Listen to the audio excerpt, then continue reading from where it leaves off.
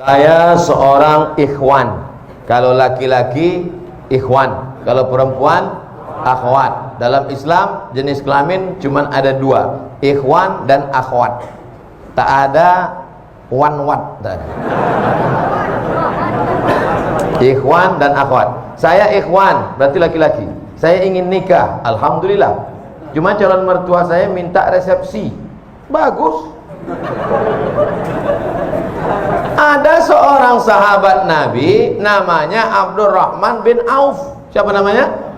Abdurrahman bin Auf. Tangannya kuning-kuning bekas minyak za'faran. Minyak za'faran dipakai ketika orang nikah. Nabi nanya, Abdurrahman bin Auf, iya, itu tanganmu kuning-kuning. Iya. Kamu nikah? Iya.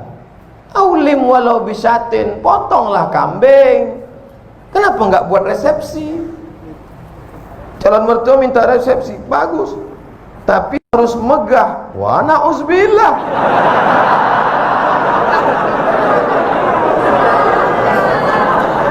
Aulim walau bisatin, buatlah kenduri walaupun hanya motong seekor kambing. Seekor kambing di Arab itu artinya ngundang 10 orang.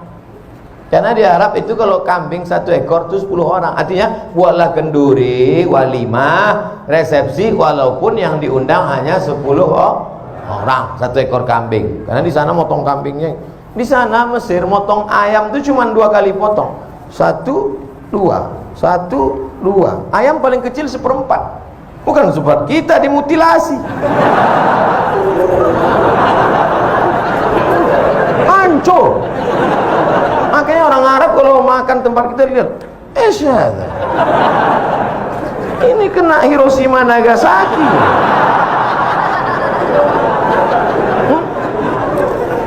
Wahai ibu-ibu yang berada di bawah, saya minta malam tahun baru hijrah ini hanya 1 permintaanku, Bu, turunkan harga mahar. Takbir. Takbir. Ketahuan tak bermodal. Yang penting anakmu menikah dengan laki-laki yang soleh-soleh ini, soleh. Aku bersaksi di hadapan Allah bahwa yang ada di hadapanku ini adalah pemuda yang soleh-soleh. Mereka sudah mau datang ke masjid, sholat berjamaah, meninggalkan segala macam aktivitas malam ini. Tiba-tiba datang dia mau meminang anak gadismu dengan cara yang baik. Bapak, saya mau hubungan ini tidak hanya sekedar pertemanan, tapi ingin lebih dekat, mau minang. Apa nanti datang-datang sini? Naik apa tadi kemari? Naik Grab, Pak. Pulang.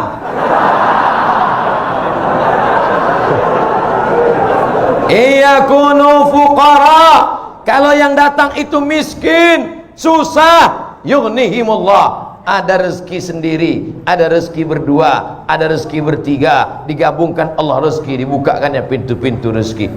Idza ja'akum man tardawna dinahu. Kalau datang meminang anak gadismu laki-laki, dinahu, agamanya baik, wa khuluquhu, akhlaknya baik, fazawwijuhu, nikahkan dia dengan anakmu. Kalau kebetulan kau kaya, mobilmu mewah, duitmu banyak, katakan kepada dia, kau jaga anakku baik-baik, masalah urusan belanja ku tanggung dulu beberapa bulan, tapi jangan lama-lama kali.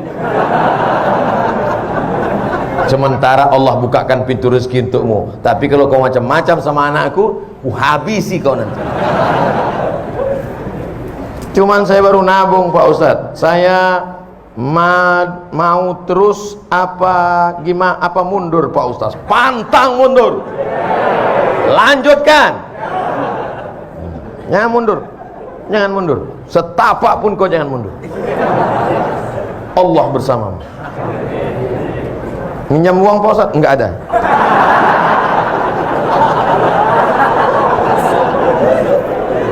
Ustadz, saya mau nanya, jika ibu saya menikah lagi dengan laki-laki lain, ayahnya udah meninggal, sekarang dia tinggal sama ibunya mau nikah lagi, kira-kira begitu, apakah saya harus menghormati dan menyayangi bapak baru saya seperti bapak kandung saya, sedangkan kakak-kakak saya melarang saya untuk mendekatinya? Di mana letak salahnya? Bapakmu yang baru itu rajin sholat berjamaah ke Jami' Al-Abrar, dia mendengarkan ceramah Ustadz Somad, dan dia pula orang yang baik, sopan santun. Kau tidak suka hanya karena dia bukan bapakmu. Itu takdir Allah, itu ketetapan Allah. Kenapa engkau tidak ridha menerimanya? Kecuali bapakmu yang baru itu sakau, pengedar narkoba. Itu pun kau tak boleh benci, kau tetap baik sama dia. Tenang ya Pak, tenang. Kau pergi lapor ke BNN.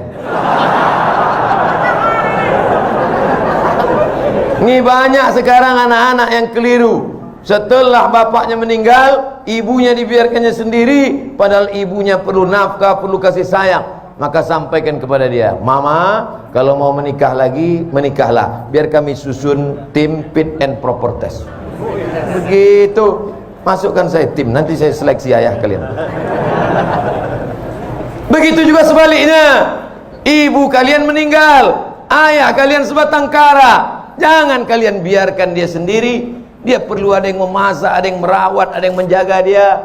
Bukan sekedar cuci laundry banyak. Kalau sekedar makan, rumah makan, restoran banyak, tapi dia perlu kasih sayang. Ini ada orang bapaknya ada sendiri, emaknya meninggal, dia kasih tahu, Papa, kalau mau pergi ke Surabaya, kakak ada. Kalau mau pergi ke Singapura, adik ada. Kalau mau ke Jakarta, saya ada. Kemana papa terbang, tak usah pikirkan. Kata bapaknya, kalian kemana aku terbang aja yang kalian pikirkan. Kemana aku hinggap tak kalian pikirkan.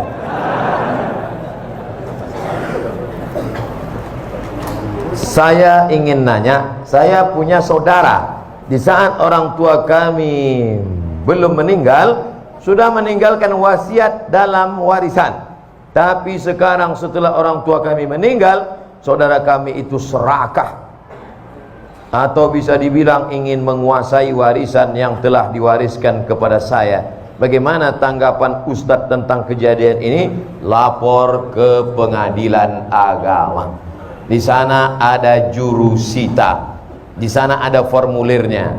Nama yang meninggal isi, ahli waris isi, sebutkan semua ahli waris, lalu serahkan ke pengadilan. Nanti keluar, ini dapat sekian, istri dapat 1/8, karena ada anak dapat 1/4, anak laki-laki 2 kali bagian anak perempuan. Dulu ada wasiat tidak boleh lebih dari 1/3 harta. Maka tunjukkan sama dia, bang, kakak, brother, nih jatah saya. Kalau kau macam-macam, ku jebloskan kau ke penjara. Tentu tidak kasar begitu, lembut. Abang, kau dari rahim yang sama dengan aku tak ingin menganiayamu. Aku buat laporan ini bukan karena aku dengki dan marah, tapi karena aku tak ingin kau makan haram. Keras sekali Pak Ustaz. Aku tak ingin kau makan haram.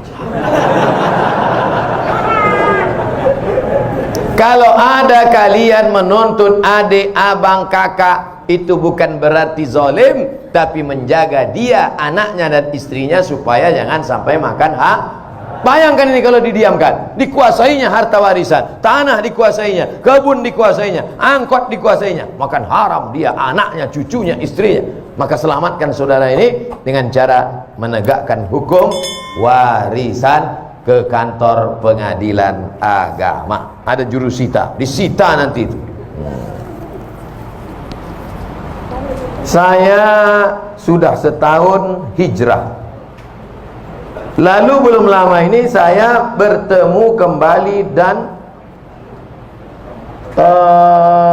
dengan mantan yang dulu pernah saya kenal. Berarti CLBK, cucian lama belum kering. Anak-anak ketawa macam pahaman.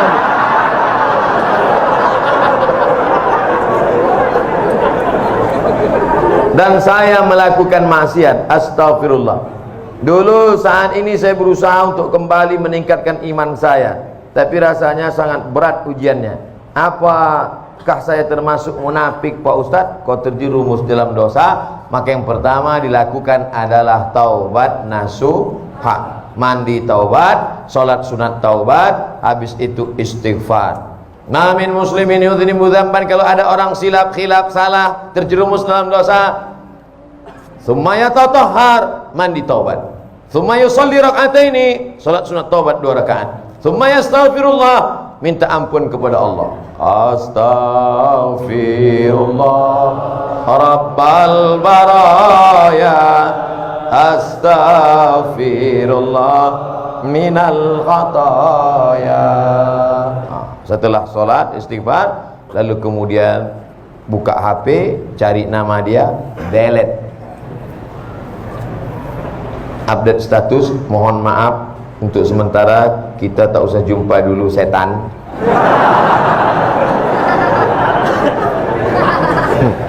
Inna syaitana lakum aduun, setan itu musuh bagi kamu. Fattakhiruhu aduwa, jadikan dia sebagai musuh. Setan tidak pernah ngajak selingkuh.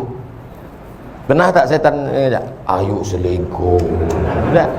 Setan mengajak dari langkah pertama, tukar nomor, kirim WA, ASL please.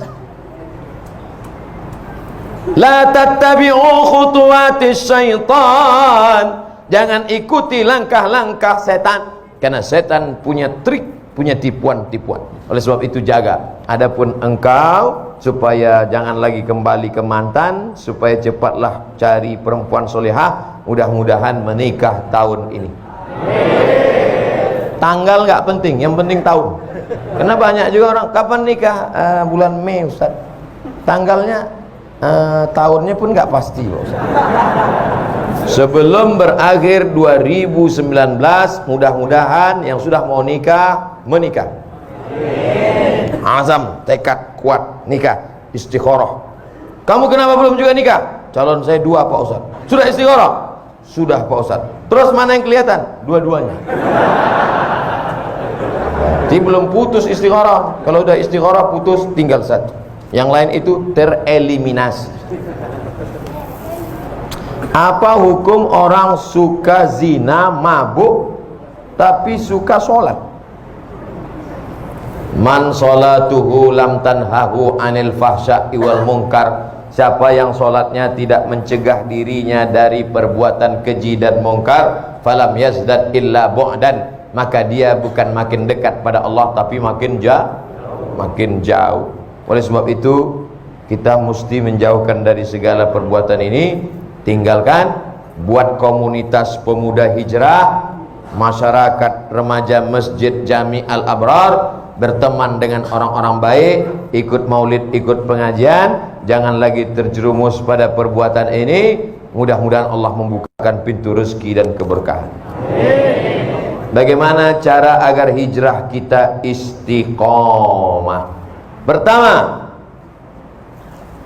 an-nadamu fil qalbi, menyesal dalam hati, wal iqraru bil lisani, diucapkan dengan lidah astaghfirullah, wal amalu bil arkani, diamalkan dengan anggota tubuh, rajin sholat, rajin pengajian. Tapi saya Pak Ustadz masih tetap teringat-ingat, terbayang-bayang sama mantan. Hilangkan nomornya. Hadiah-hadiah yang dia kasih dulu dalam bentuk gelang, cincin, rantai, anting, buang semuanya. Karena kalau itu masih dilihat, teringat, terbayang, buang. Dulu dia kasih ada sendal Pak Ustadz, buang, ganti sendal baru. Dulu dia nggak ada ngasih duit Pak Ustadz, jangan. Tempat-tempat yang pernah dikunjungi bersama, kebun, mal, hindari. Segala yang mengingatkan dia, minta pada Allah, ya Allah, lumpuhkan otakku agar tidak mengingat dia kembali. Na'udzubillah, lumpuh betulan. Hilang semua hafalan-hafalan Quran. Supaya hanya berzikir. Walladzina idza fa'alu fa'ishatan, kalau ada terlintas di pikiran macam-macam, au zalamu anfusahum, kalau dia menganiaya dirinya, zakarullah, istighfar. Jadi yang pertama, taubat nasuha dengan syarat dan ketentuan berlaku. Yang kedua, menggabungkan diri dengan komunitas hijrah. Bapak-bapak yang sudah hijrah, komunitas. Anak-anak muda yang hijrah, komunitas. Anak-anak belum ada dosa lagi. Kan belum ada dosa, belum akil balik. Nah, kalau mau ribut, ribut lah sekarang.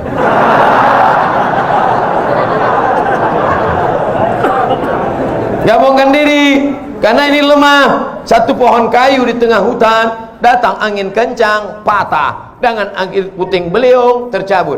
Tapi kalau dia di tengah kayu-kayu lain, angin kencang dia slow. Datang angin kencang, dia slow aja. Kenapa? Yang pinggir-pinggir itu yang kena. Nah, inilah makanya berjamaah. Alaikum bil jamaah. Ini kalau kita ramai begini, setan-setan takut. Paling cuma ngintip-ngintip dari gelap-gelap. Makanya hari raya kurban, Idul Fitri, Idul Adha ramai. Untuk apa? Untuk menguatkan. Ini malam ini tabligh akbar ini ramai begini. Wah, yang selama ini imannya down, melihat orang ramai, bangkit lagi. Takbir! Bangkit dia. Begitu nanti pulang sendirian, lobek. Makanya harus terus pulang tidur. Besok jamaah subuh. Di kampus, di sekolah, di kantor, lagi bangun pengajian. Komunitas FPI, komunitas jamaah, komunitas Born to ride to Jannah. Geng motor. Kap 70. Mantap. Touring. Mana-mana. Touringnya bukan tanggung, 6 jam. Di bengkel 4 jam. Enggak apa-apa. Yang penting kebersamaannya, bro. Bukan yang kau kendarai, bukan tujuannya, tapi ada kebersamaan. Pas lagi naik, kawan dorong di belakang.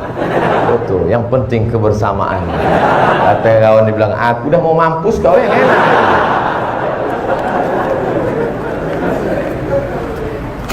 Pertama, menyesal dalam hati, diikrarkan di lidah, diamalkan dengan anggota tubuh, menyesal. Lalu kemudian setelah itu menggabungkan diri dengan komunitas. Yang ketiga, sering-sering ziarah kubur dan ngelihat orang sakit.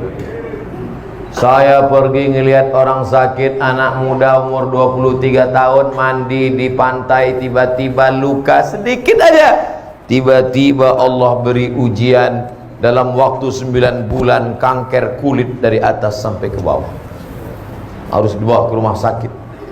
Perempuan seperti hamil 9 bulan. Ibu sudah berapa lama? Baru 4 bulan. Apa ini? Cancer. Orang barat menyebutnya cancer. C-A-N-C-E-R. Cancer. Orang kita payah nyebut cancer. Apa ini? Kanker. Tumor. Harus dibuang daging dalam.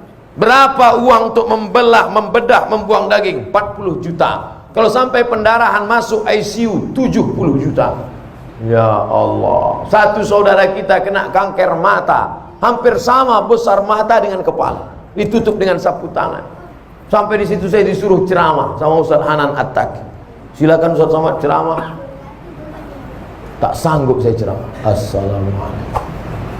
Lemas badan saya. Ternyata yang kau hadapi selama ini belum ada apa-apanya, Abdul Somad. Mereka kulitnya, perutnya, matanya, yang satu berlubang leher. Nah, kanker tenggorokan. Ini yang kau rasakan selama ini belum ada apa-apanya bersama. Kau baru dilaporkan. Kadang kita hidup ini kita merasa kita lah yang paling berat, kita lah yang paling. Ternyata pergilah ke rumah sakit. Pergi. Besok Pak Ustaz, malam ini juga. Pulang dari sini, pergi ke rumah sakit. Kalau security-nya nanya, mau kemana Pak? Jenguk. Ada keluarga yang sakit? Gak ada. Jadi Bapak mau ngeliat siapa? Semua yang di rumah sakit nih mau kulihat. Siapa yang nyuruh? Nih Ustaz Somad, tonton video ini. Kalian pun jadi security di rumah sakit ini, ambil juga pelajaran. Ceramahi security itu malam ini. Hai security yang bekerja di rumah sakit. Berapa banyak orang sakit yang kalian lihat? Kenapa tak pernah mengingatkan kalian kepada kematian? Hai dokter-dokter, dokter spesialis, kenapa gaji kalian tak kalian sedekahkan? Keluarkan duit. Potong, upload, like and share. Saudara yang dimuliakan Allah Subhanahu wa taala, apa yang kita cari hidup yang singkat ini kalau bukan mempertahankan iman istiqomah dan amal soleh. Yang disampaikan Ustaz Abdul Somad malam ini hanya sekutil, hanya seupil, hanya segelintir, 0,1% dari kajian Islam. Makanya besok kalau ada kajian Habib, datang. Ada baca kitab, datang. Ada kajian Ustaz, datang. Jangan pikirkan Habib siapa, Ustaz siapa. Yang penting datang majelis ilmu. Datang, duduk, dengar, diam. Ngantuknya pun ibadah. Kalau ada kawan di sebelah, ente datang kok tidur. Tidur ini pun ibadah.